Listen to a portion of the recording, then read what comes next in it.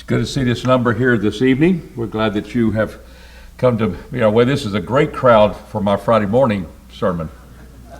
It's just overflowing.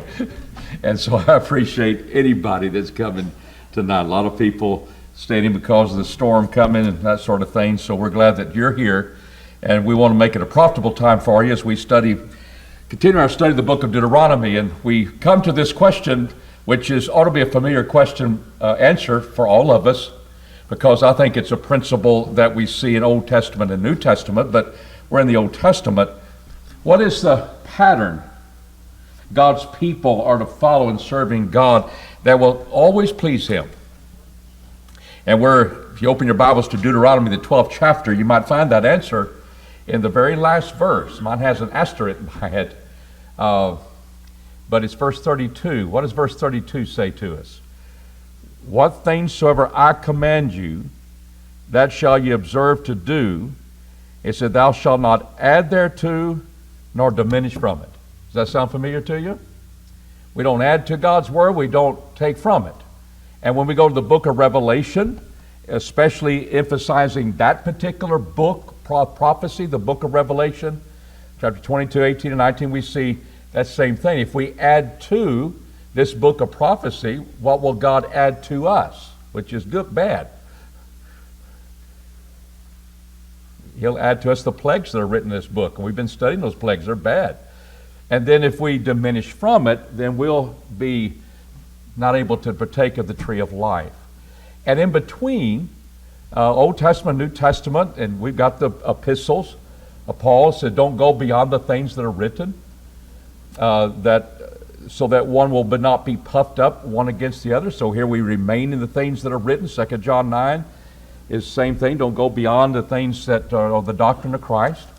So we don't add to, we don't take away. So what is that? If we do that, will we be keeping the very commandments of God?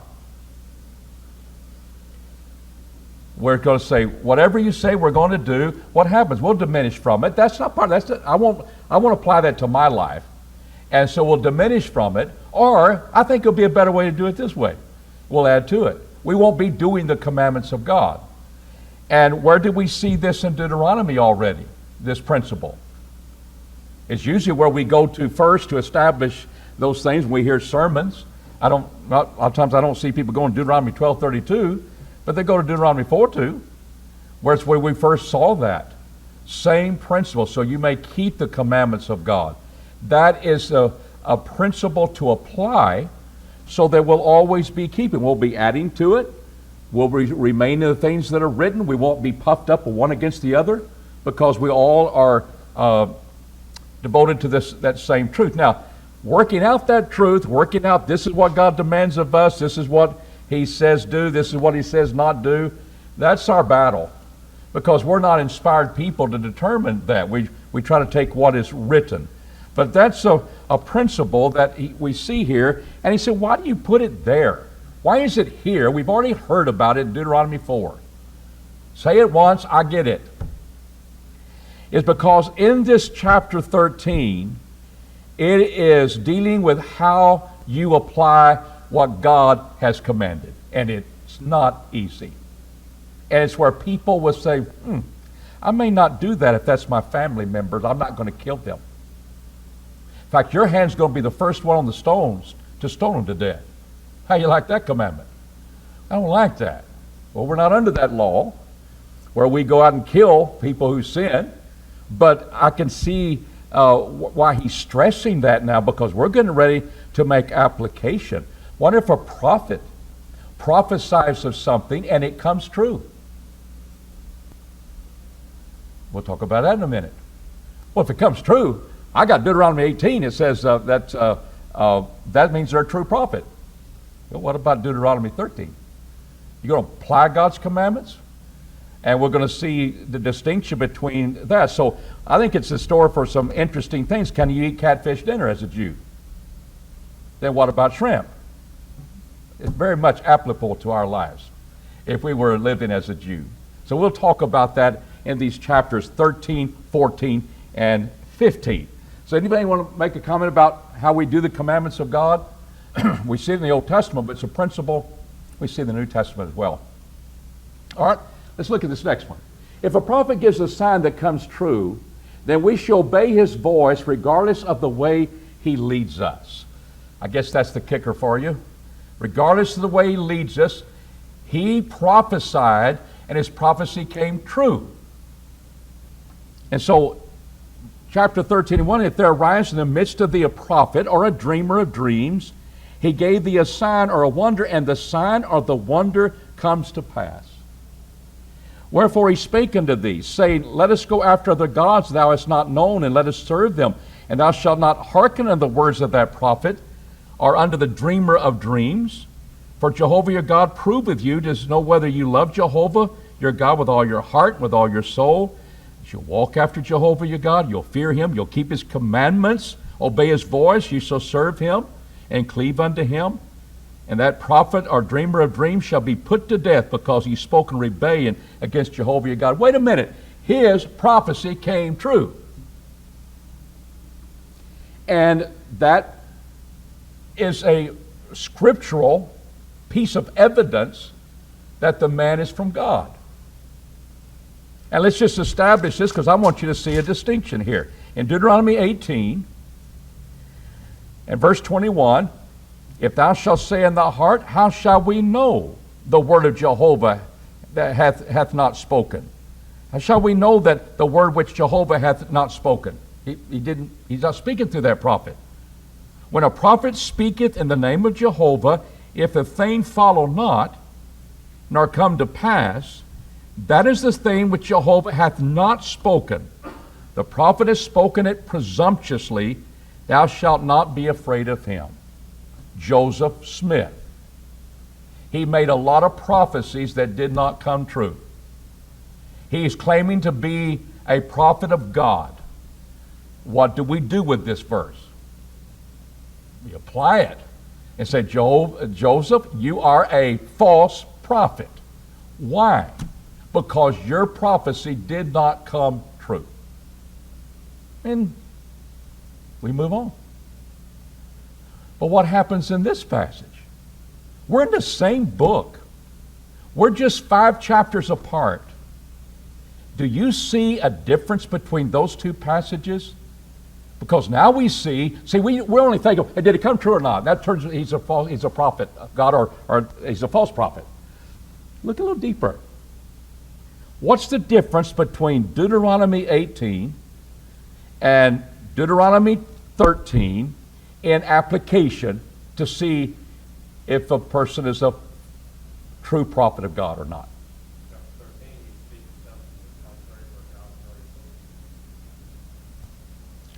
That's true. And is that the difference between the two passages? We usually think that.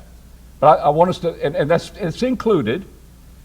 So I have to then add to that if he's taking me into idolatry, even though his thing came true, I got to say he's a false prophet. That seems like it just destroys Deuteronomy 18. Because that was the standard by which you determine if a man's speaking from God or not. But that's definitely Deuteronomy 13. But what is the difference between the two? He's not contradicted himself.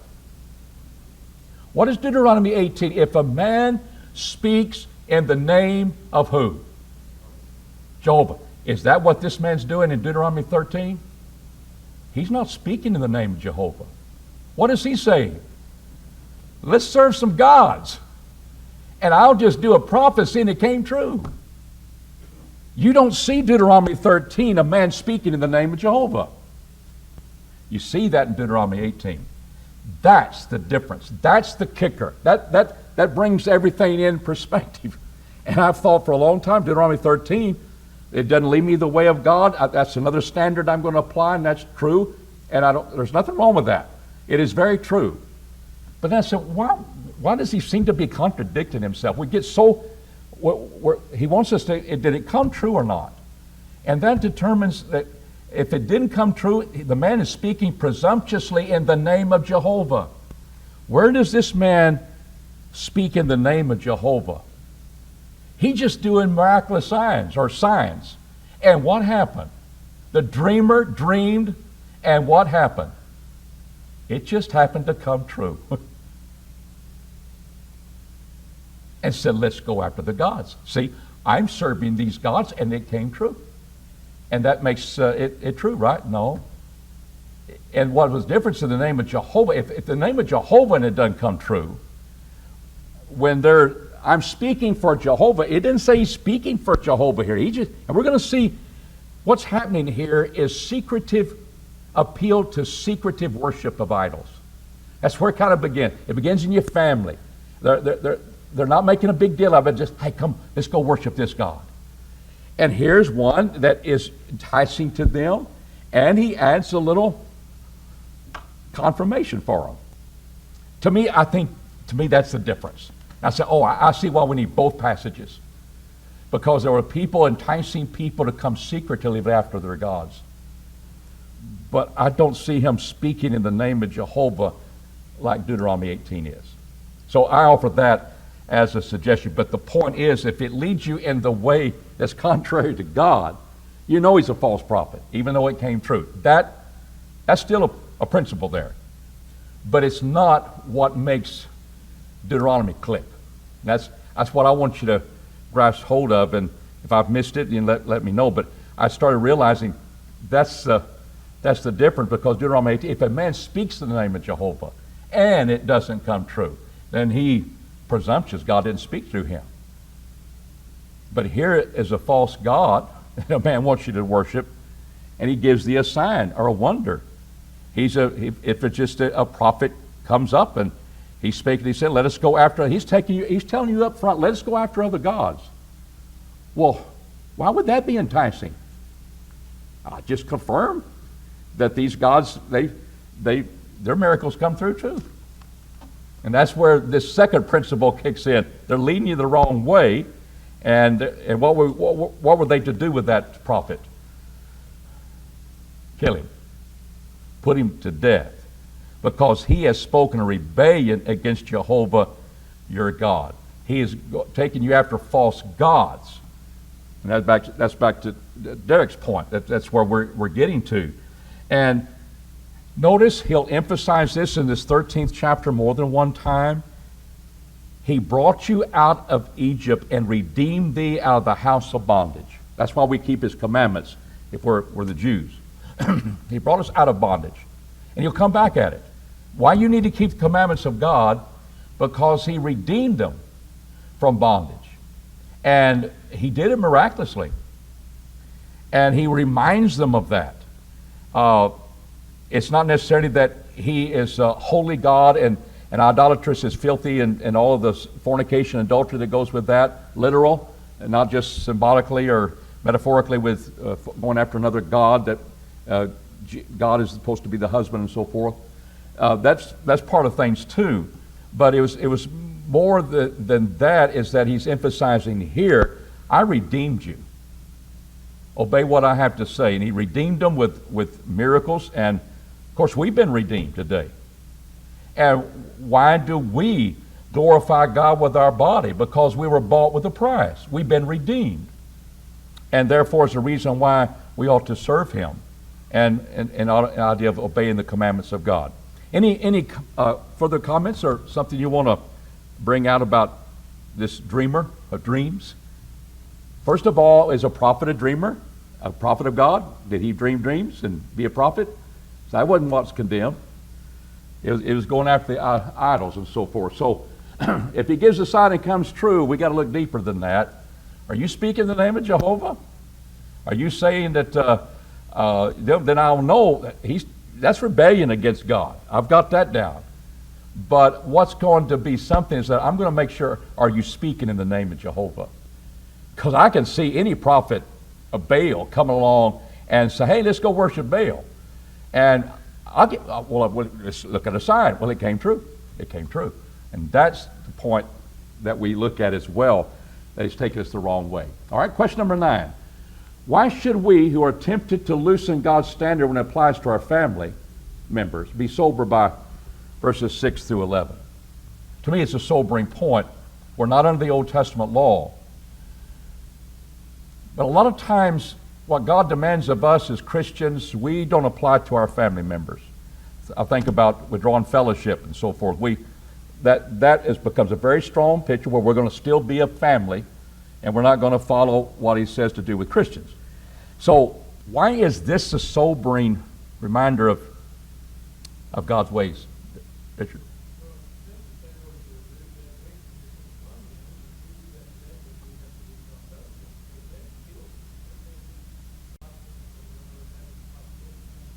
Yeah, that's true. And of course, capital punishment.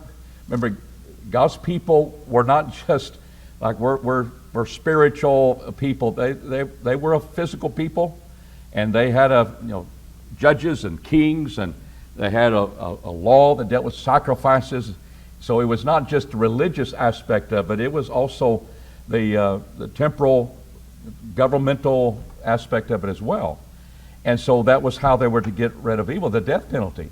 I went through one time of all the 10 Commandments, the 10 Commandments law, every one of them has an example in the Old Testament where they were put to death for violating one of those 10 Commandments. Every one of the 10 Commandments had the death penalty with it. And that's why Paul could argue that it is what's written in stone is a minister of death. And physical death under the Jewish law as well. But why was that? Because God wanted to see, here's the penalty of that.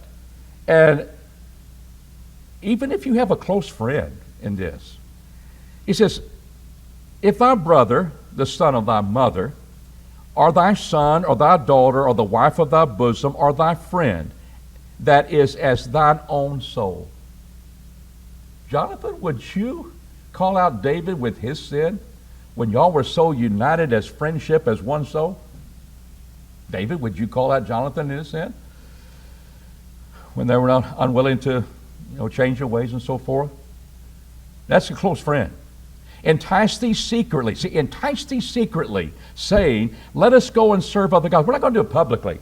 And that's also why we're looking at this man speaking, the prophet speaking the way he does. Would you do that openly? Let's go out and serve gods, false gods. No, he's going to be enticing you, and he gave you a little sign that says, hey, it's okay. Look at it, came true.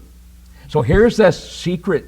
Let us go and serve other gods which thou hast not known, nor thy fathers, the gods of the peoples that are round about you. And you get a picture of this influence. They're nigh unto thee or far from thee. They may be close by, or let's go on a trip and let's go worship this God. And to the other end of the earth, let's go to Mecca. Let's make our trip to Mecca. Let's become a Muslim. And he said, thou shalt not consent with them, nor hearken to them, neither shall thine eye pity them, neither shalt thou spare, neither shalt thou conceal them. Does that just take care of all your options when you want to get away from that law or that requirement? Do not subtract from, diminish from the commandments. Why does he have to say that again? Because this is tough. This is difficult if you're divided in your heart. And you're not to conceal them. And he says, but thou shalt surely kill him, and your hand will be first. Now, this is not vigilante stuff. It's not taking law in your own hands and I'm going to string you up and kill you. No, this was judicial among the people. And you'll be the first to stone him, to put him to death, and afterwards the hand of all the people. This is what God's people are going to do. This is what your sin. You need to understand it. Do you think that'll have an impact maybe on the children coming along? Teenagers? And thou shalt stone him to death with stones, because he has sought to draw thee away from Jehovah thy God, who brought thee out of the land of Egypt, out of the house of bondage. Remember what God did for you. And all Israel shall hear and fear, and shall do no more any such wickedness as this, as in the midst of thee. That was going to put it to rest. And if it didn't, you won't do it again. You will not do it again. You did. And to get the family member, I can't conceal it. There's a heart that's not divided. It's totally on God. God is demanding that heart. And it's in his commandments. probably I will not diminish from it, okay, so I can keep it. And that's what they were to do. It's a very sobering point. And what we see, we talk about withdrawing our fellowship. There's the idea of Christians, and sometimes they're family members. I'm not speaking about someone that's still under your roof, that you have to, as a parent, have to take care of them. I'm talking about grown children, that you have no more responsibility of raising them. They're members of the church. To show the love as where that discipline takes place. Now, we don't kill the sinner. And I'm thankful for that, because we might have less number here as members here than we will have tonight. But it's the spiritual side of things to realize, do we care more about their soul than their friendship? That kind of exposes a divided heart sometimes. And then we have our way. Well, that's the way I'm going to be able to save them in the end. I hope so. But a lot of times that's just compromise. And you rely on your teaching that you've done, and it's not necessarily your fault or the fault of the parent, but it may come back. I was talking to a preacher that of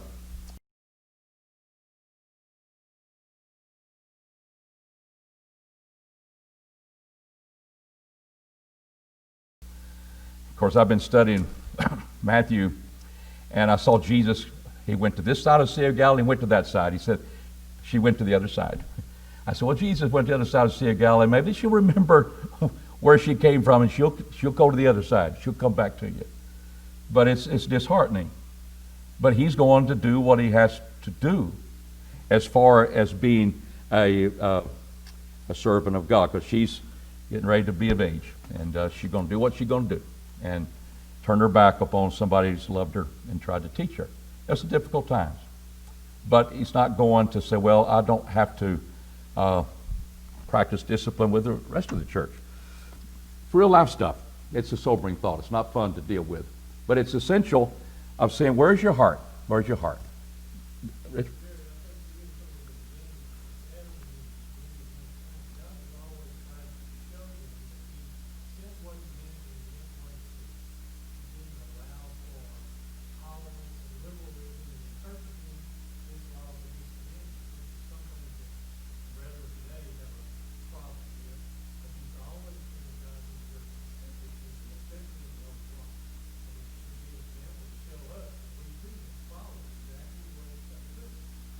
And we got a new covenant, but we're learning a lot about the holiness of God, don't we?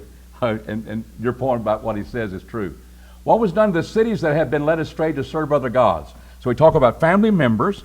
Now we look at verse 12 about cities. I've dealt with someone who's enticed me to go after false gods, and he may be a prophet. Got that down. Got a family member. What about the cities? What was to be done to the cities? When, verse 13, certain base fellows are gone out from the midst of thee and have drawn away the inhabitants of their city. And what are they saying? Let us go serve other gods, which ye have not known. So what should they do? Wonder if you didn't inquire first to see if it were true. So I've just killed my daughter because of my son, because they're practicing idolatry. Here's city-based fellows. It's just spreading everywhere. Let's go out and kill that guy. What were they to do first? Inquire and make search and ask diligently. And behold, if it be truth, and the thing certain, that such abomination is wrought in the midst of thee, thou shalt surely do what Richard said too. Thou shalt surely smite the inhabitants of that city with the edge of the sword, destroying it utterly. What a wise way to live your life. Do people, when they hear things about you, do they inquire to see if the things are true? Or do they just spread the gossip as if it were true? That's not wise the way to live. It's evil. And when these things were being said about cities, what's the godly way to do things? I'm going to search diligently. I'm going to ask questions. I'm going to inquire. There's another side of this. And that's the way we ought to live our lives. I find a lot of people don't do that. Whatever they think is true, and they're not going to ask anybody on the other side any questions about it. Yes, sir.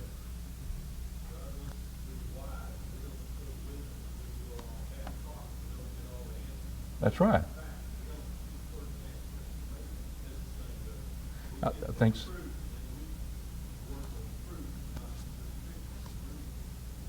Proverbs says that man's a fool that doesn't do that. A fool. And yet we got a lot of people foolish think they're so smart. And that's why I love God's Word. It teaches you how to live and how to deal with certain crises. And this is the one about searching and inquire and make sure it's true before you utterly destroy them. And people just utterly destroy other people without ever wanting to find out what the truth is. Yes, sir.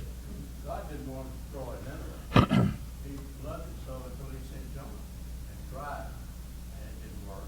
But he still didn't destroy it. He tried again. That's right. And then finally, ultimately, destroyed it. That's a good point. Just add to how utterly it means is destroying and all that there is therein, cattle thereof. And he says, with the edge of the sword, and thou shalt gather all the spoil of it under the midst of the street thereof, and thou shalt burn with fire the city and the spoil thereof, every whit unto Jehovah thy God, and it shall be heaped forever, and it shall not be built again. So you were to gather the spoil of your defeated enemy, and you were to hide it in your tent, because I deserve to take that treasure. These are ungodly cities, and I desire that, and it's going to be okay with me. I can do that. Is that what Achan did? And what God had told them, don't you take of the devoted thing. What's a devoted thing? Well, it's what I devote. It's what I think is, it kind of entices my devotion. No, it's devoted to God. And so he says, here's a spoil, and you shall burn it every whit unto Jehovah thy God. That spoil is being burnt to Jehovah thy God, and is it a devoted thing to God? Verse 17, and there shall cleave naught of the devoted thing to thy hand, that Jehovah may turn for the fierceness of his anger. That was sacrificed to God, not you, Achan. And when we come to 1 Samuel 15, and when the people were wanting to take the best of the cattle and offer it unto God, people say they're lying. Where in God's Word would it be you're lying? You're going to keep it for yourself. What kind of Bible interpretation is that? What I want you to see is that the context of things of Bible is that, that fits. Yeah, they wanted the very best. They're going to dedicate it to God, but God, what did God tell them to do? I want it destroyed. That's how it's going to be devoted. You're going to destroy it, not offer it up sacrifice to me. I want it heaped up in their city. I want it destroyed. That's what I want. But what they were doing is that, well, we will sacrifice, and we will sacrifice the best. God, you ought to be pleased. Obedience is better than sacrifice. Obedience is better than sacrifice. And heeding the voice of God than the fat of lambs. Fat goes to God. That was always offered to God. You give him the fat. That's devoted to God. Bingo. Everything becomes clear. Everywhere you read in the Bible, things begin to come together. The devoted thing and sacrificing to God. What Saul and his people did is that we will do it the way we want it to, God. We're going to devote it unto you by offering the sacrifices unto you. And God never says, no, you weren't. You're lying. You're going to keep it for yourself. I've heard people interpret Scripture that way. And all I ask is, where did you get that for your Bible basis? Where did you get that for interpreting the Bible? They don't. It's just the way it could be that. Oh, it can't. This is the way it's got to be. Because God would have said, no, you're lying. He never did. He said, isn't obedience better than what? They were sacrificing. Question number 11. What were the holy people of God not to do to their bodies? under the Old Testament.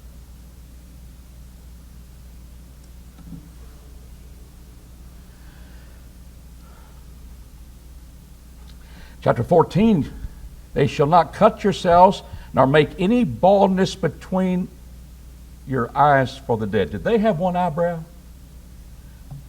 There's a great pro basketball player, he's always accused of having one eyebrow. What is baldness between your eyes?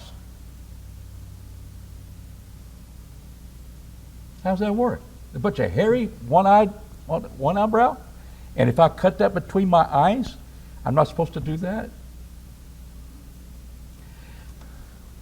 Well, when you go look at all the scriptures dealing with that, first of all, you'll see the context. A lot of the cutting themselves was in the context of mourning for the dead. A lot of times, God's people were not to be cutting themselves and doing that. But between their eyes, if I cut out a piece of hunk out of my hair, would that be between my eyes? And just cut a hunk out of it. That's what they were doing. And they would cut their beards. They would cut off corners of this or that. And a lot of it was in a context of showing mourning. And God didn't want them to be, that's the pagan. That's the way they were living. I don't want my people to be that way. He says, for Jehovah thy God hath chosen thee to be a people for his own possession above all peoples that are upon the face of the earth. You're going to be distinctive. And idolatry is one thing, but all of the mannerisms, God said, my people are not going to be that way. What about tattooing today? Do we see a lot of tattooing today that we didn't see a few years ago? And people, rings in your ears and rings in your nose and things of that sort, rings in your belly button, whatever. Where the body, we say, well, it's marred. It gets to be an area where it's not really exactly the same. But when you think about the reason for the tattoos, sometimes it's a mindset that we want to rebel against certain ways, and so I'm going to be different. I'm going to stand out differently. There's the heart that one can look at of doing things, but a lot of the body things we hear here of cutting this and like that was being like the world around them, and I think that's an important place to play. So we can have that discussion about tattoos, but sometimes it's kind of hard to make those points sometimes fit. What three conditions, and you may not like three, but they're distinctive. Two of them, one of them is being said, but it's being distinct, so I made that a third. What three conditions were necessary to determine if a beast could be eaten under the old law? Thank you.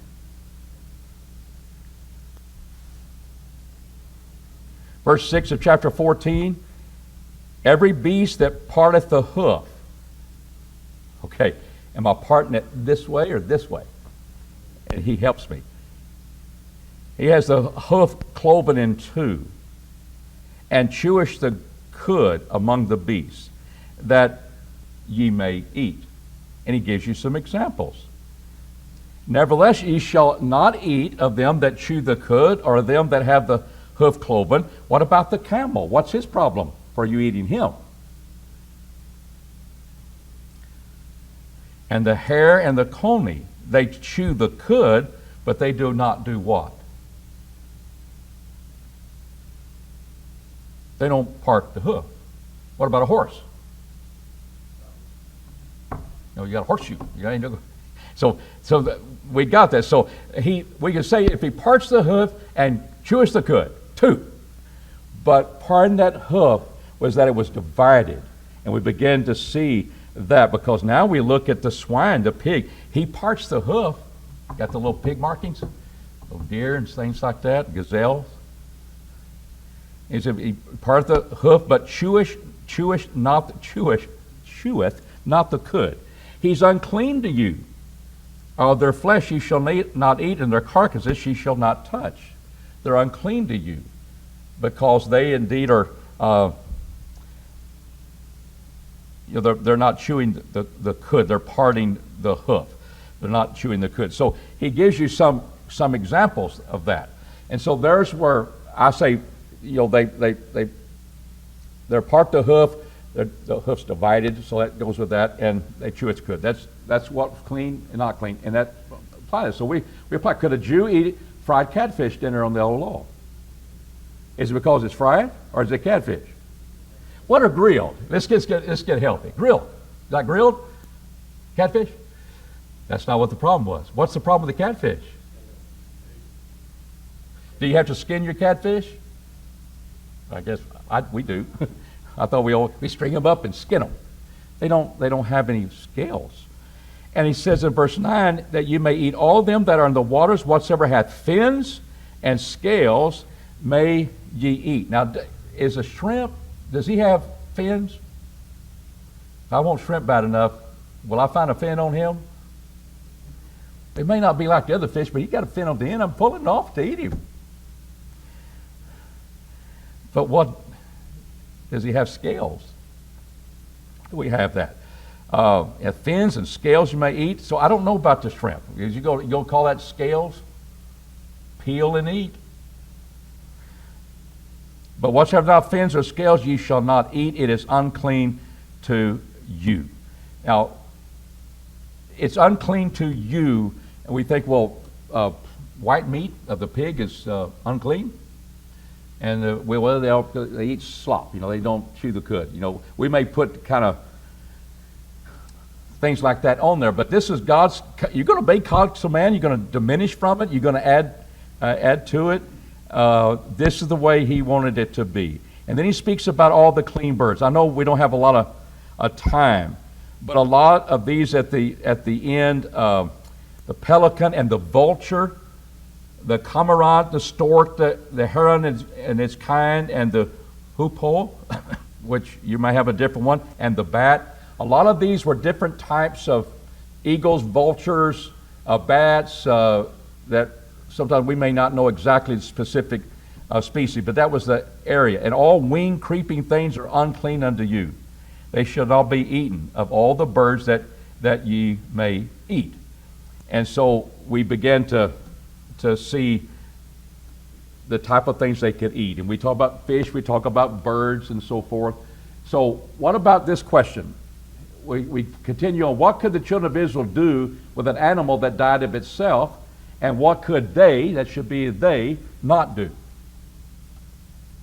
What could they do that died of itself, and what could they not do? David? Right.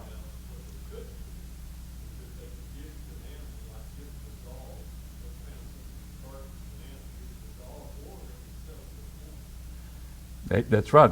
In fact, he may say you could give it unto a sojourner. I've had people give away their fish to me when they didn't want carp, and because they don't like it. Well, I don't know why we're doing it, but I've had carp where you put it in a pressure cooker. It's pretty good. It's all the bony stuff that you kind of take care of. But they could do that, and it was for a foreigner. Thou art the holy people in Jehovah thy God. And then he says what? You're holy unto God, and here things that are unclean. It's the things that eat it, that dieth of itself. Not clean or unclean, but it dies of itself. You're not to eat of that. He said, thou shalt not boil a kid in its mother's milk. And it just throws it in there. Would that be kind of cruel? You going to kill a doe when there's 3 falling after her? I got a doe's permit. What's going to happen to the fawn? I don't know. I got a bow's permit. The meat's good. Thou shalt not boil a kid in its mother's milk. That just doesn't seem proper. And God is saying that. Are you going to obey God? Is that a practice that was happening? Because here is a young kid goat in its mother's milk. What's giving him life? Mother's milk. What's killing him? Boiling mother's milk. But that's a tasty dish. God said no. And it's just put in here about like what foreigners would do and what they would give, but this is what they were not to do themselves. What were the children of Israel to do with their tithes when they were too far away from the place God chose to carry them? You had a tithe first of your flock, you had a tithe first of your what you done the fields. I mean, it was a lot. Wonder if when they dwell in the land and he wants the things to be brought to Jerusalem and offered unto God, what were they to do? Richard?